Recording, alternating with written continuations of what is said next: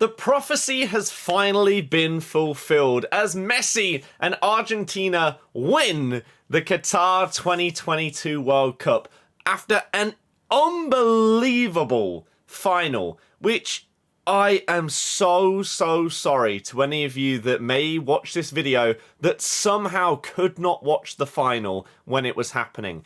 If possible, please try and find a way to watch it in full, because it is one of the most incredible games of football you will ever see in your life.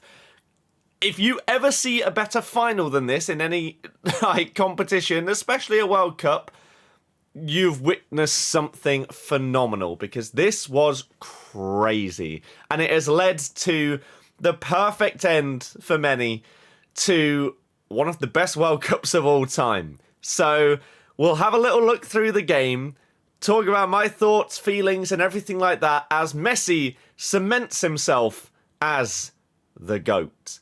Let's have a little look at what went on. So, obviously, 3-3 in the end. Argentina win the game on penalties. Absolute madness of a game. Now, going into this match, obviously, if we quickly scroll down to the bottom here, then we will see the previous matches for these two teams. So, Argentina's round of 16 game was against Australia, went 2-0 up in that one, and then got pegged back a little bit, but they were all good in the end. They then very nearly bottled to the Netherlands. Two very late goals. Weghorst coming on, and the beautiful free kick routine by them. But Argentina managed to win on penalties. Emi Martinez making 2 saves. We'll come back to that in a bit. And then they dismantled Croatia 3-0 with that insane assist by Messi against Gvardiol, who was probably the defender of the tournament, but made to look like a bit of a child as he gets the assist there. France, on the other hand, had Poland in their round of 16 game, beat them relatively comfortably. Poland, I mean, I didn't really want them to go through, to be honest with you, because they were just really boring. In the groups, they weren't interesting at all. And so France going through here, obviously it would have been better for England, but France going through there just seemed like it needed to happen. And then they, unfortunately, put us to the sword in a game where they didn't play that well. England, to most people, would be the better team in that game, but France managing to cling on and stew in that Harry Kane penalty miss. And then they got very lucky against Morocco. Both goals came from deflections falling to another player in the box and then them scoring.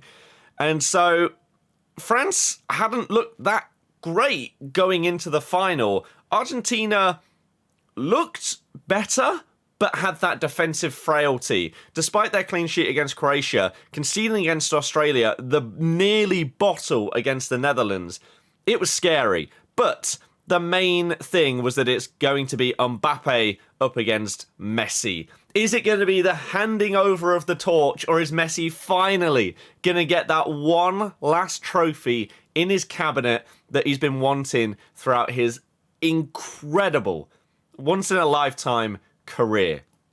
So, we go up to the top here. This is how it all went down. Nearly 90,000 people in the stadium. Szymon Marciniak was the referee, and I have to say, before we get into the rest of this, despite not booking a couple of people for like shirt pulls and stuff like that you would normally give yellow cards for, I thought the ref had a great game. He did let a lot go. He managed to spot the dive at one point. I think he got the big decisions right. Some people were a little bit thinking they were controversial with the penalty decisions and stuff like that. I mean, I really don't think so. I think the ref actually had a fantastic game. So fair play to them for that, because we're always very quick to jump on a referee if they have a poor game. But rarely do they get praise if they actually do very well. And it's not just like, oh, they've done their job. You have to manage. It's the World Cup. It's the biggest game in football. One of the biggest games in football history, and you have that pressure on you. Fantastic job by the ref. Now, let's get through how things went down. So, 23 minutes in, Di Maria. Unbelievable performance by him. Coming off that left-hand side, Dembele was trying to help defensively. He had a stinker of a game, which is why he got subbed after 40 minutes, along with Giroud, who was not happy. However, to be fair to Deschamps, the subs actually played really well, so fair play to him there. It was a ballsy move, but it was pretty good. Messi does convert the penalty. I believe Lloris went the wrong way on that penalty there, and that put Argentina 1-0 up. Then a beautiful team move. One of the goals of the tournament. I think that's the one thing that this World Cup lacked, was a completely mind-blowing goal. Richarlison's first goal was very good. Chavez's free kick was very good. I'd say this was definitely up there as well. You could take your pick from some of the Netherlands goals against the USA as well, because they were beautiful as well. But this was a really good team move. Basically all the big names involved, and McAllister pulling it across to Di Maria, who sort of did like the Ozil bounce, a bit like Giroud did, to dink it over the keeper and make it 2-0. And Argentina dominated. Absolutely dominated. We go into half-time 2-0 up after those subs. Then, 64th minute, Acuna, who I think has been the worst player in the Argentina squad, dreadful, and was not good in this game either. Not good at all. Came on for Di Maria. Now, I'm assuming Di Maria had a slight, knock, or wasn't fully fit from coming back from his injury, because otherwise, he was the best player on the pitch. Comfortably best player on the pitch at this stage, and yet he got subbed. Madness. Griezmann subbed off for Coman. Theo Hernandez subbed off for Camavinga. It really should be the other way round, but yeah. Griezmann, probably France's player of the tournament, subbed off, and you're just thinking, what? Why?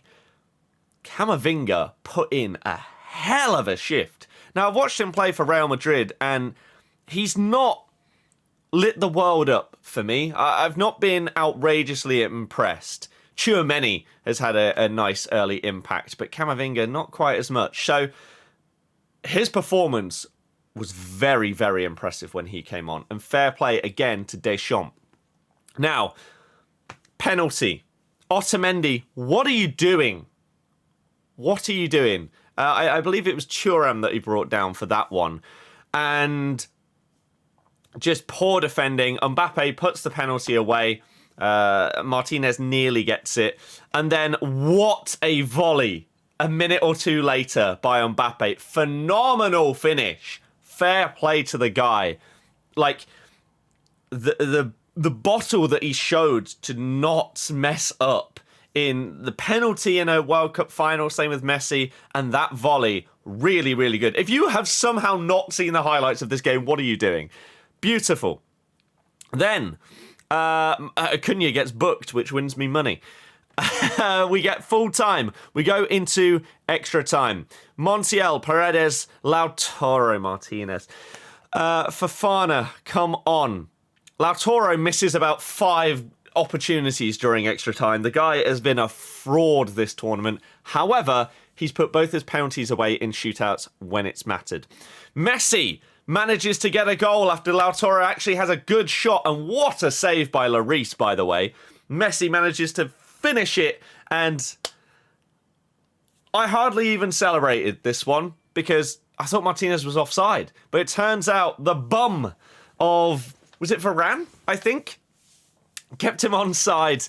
A lethal strike, and then Messi manages to put it in with his right foot. And yeah, 3-2 right there. But then another penalty. Handball. Mbappe has a shot. It's looking pretty good. And Montiel handballs it. And Mbappe puts away the penalty.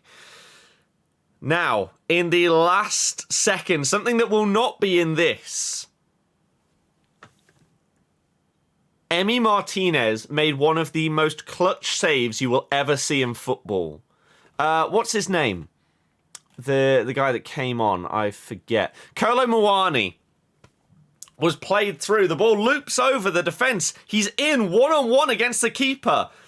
Decent strike. Martinez makes himself huge and saves it with his left leg. And my goodness. Argentina then went up the other end and had a chance, but Lautaro Martinez is terrible. So a great opportunity, just heads it wide as if it wasn't even a good chance. But wow, Martinez. Unbelievable. Then we head to penalties. And Mbappe steps up first, puts it the same way. Martinez gets a strong hand, but it's just too much. So whatever your thoughts on Mbappe, whether you're still salty that he laughed at Harry Kane missing, the bottle on him to score 3 penalties in a World Cup final is mad. Only the second ever player to score a hat-trick in a World Cup final. The first one to lose. Shame. But fair play. Messi's penalty was gut-wrenching in terms of how close Lloris got to it. Kingsley Coman has his saved. Not a great penalty. Big Dybala, comes on and scores his. And then Tchouaméni puts it wide. Paredes scores. Kolo Muani actually puts in a great pen. And then Montiel scores the winner. Everyone goes over and celebrates with Messi. And it is beautiful. Here are the match ratings for this game. Lloris gets a 7.3. He didn't really do anything wrong. Upamecano only getting a 6.4 seems harsh. He put in some huge blocks and tackles. That seems very, very harsh. Griezmann 7.1, Tchouaméni, Rabiot, Giroud 6.5, Dembele 5.5. Yeah, he had a stinker. Now, Mbappe 9.6. He scored a hat-trick, yes. I don't think he was that good. For like 75, 80 minutes, this France team didn't really do anything, including Mbappe. It wasn't like he was getting past his fullback all the time and then managing to put in crosses or have shots. They didn't have a shot for about 70 minutes. 2 of his goals were penalties, which again, I commend him for having the bottle to score them, but a 9.6... Maybe they're forced to give it that high because you scored a hat-trick. I don't know. Alvarez did a lot of pressing, but it involved too much outside of that. Di Maria, I think... It's a shame that he only played like half of the game because it went all the way through to the end of extra time. Otherwise, I think he gets man of the match, to be honest. He was phenomenal. Hence why he got an 8.7 despite playing half as long as most of these guys. Messi gets a 9. Okay. I still think Di Maria was better than both of them, to be honest. Enzo Fernandez 8.3, Romero 7.4, Otamendi obviously came down because of the penalty given against him. Tagliafico 7.7. Subs as well. Acuna gets 6.3, Montiel 5.9. Both not great. Lautaro getting a 6.1 is insanely generous. What else we got? Thuram 7.7, Kolo Muani 7.4, Camavinga 7.4. So you can see the French subs have more of an impact and were much more positive in terms of their effect on the game than the Argentina subs. But in the end, it did not matter. Expected goals, possession, shots, big chances, everything in Argentina's favour. Right here. Same with passes, etc., etc.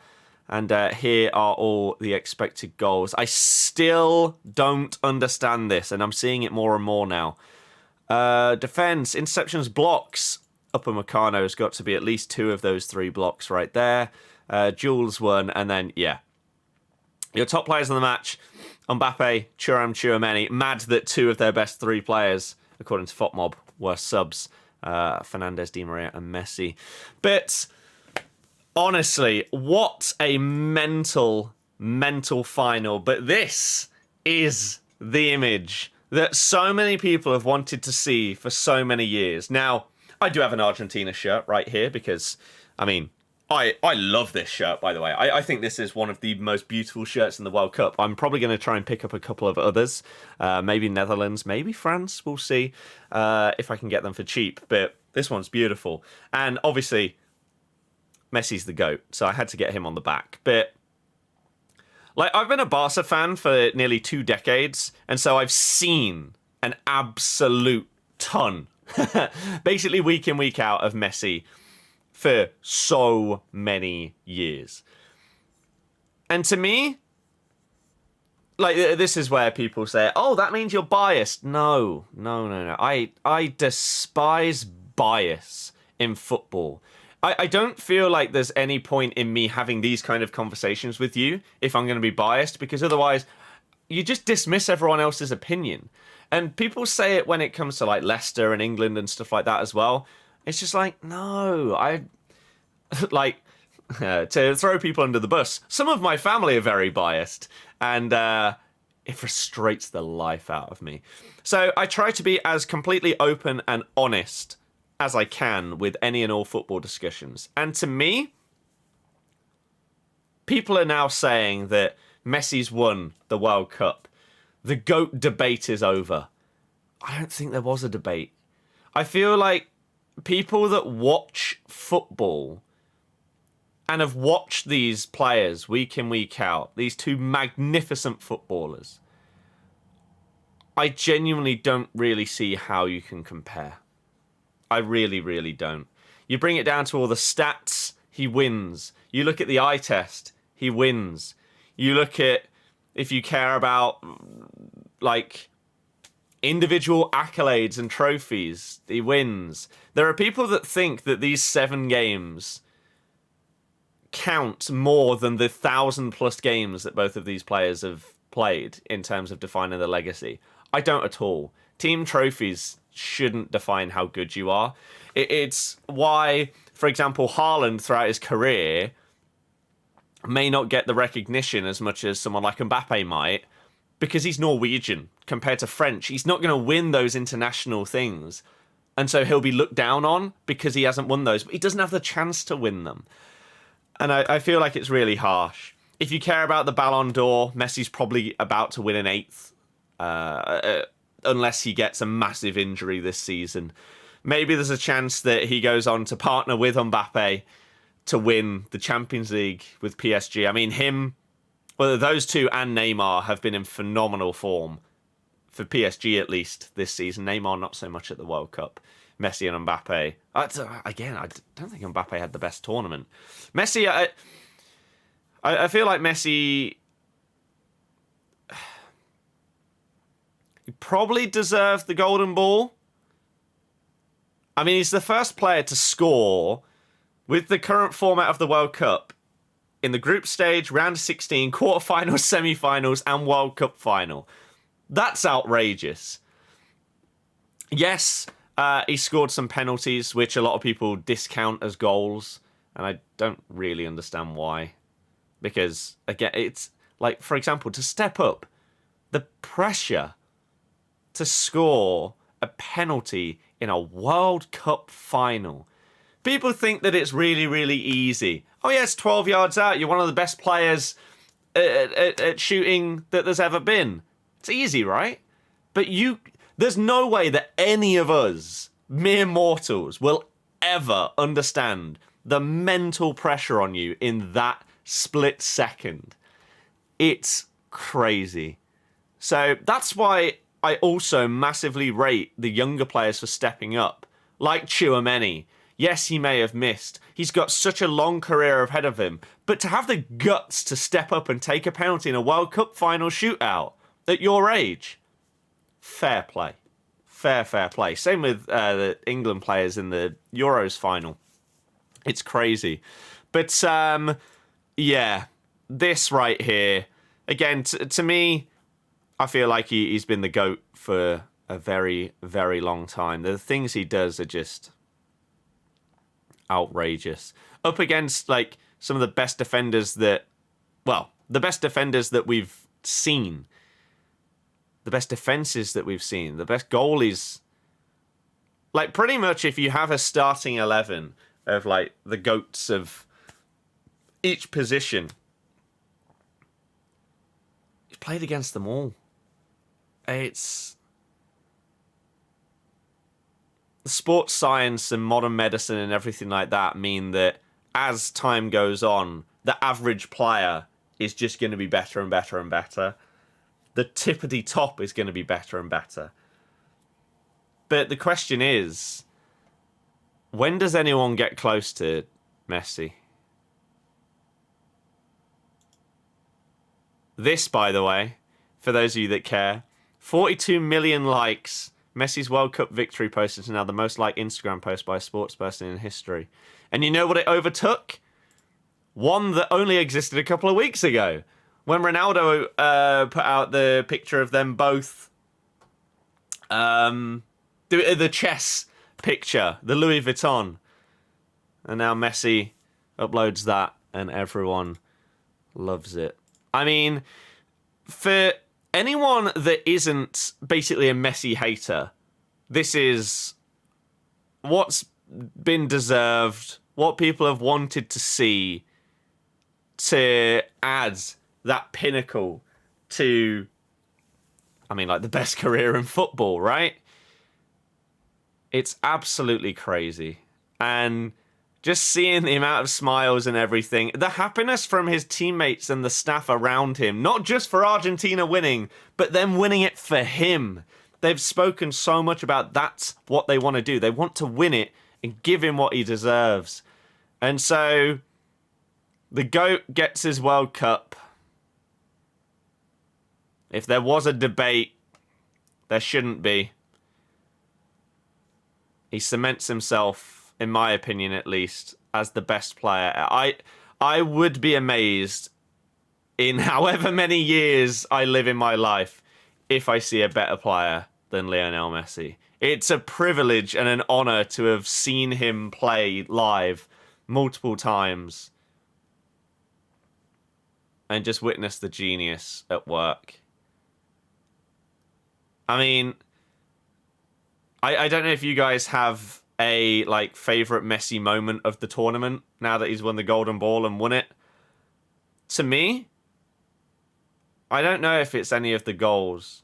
It might be that assist for Molina. Just summarizes Messi so much. The selflessness at times is crazy. The vision is just out of this world. Not only does he score an outrageous number of goals, his passing is some of the best in history. The vision may be the best. It's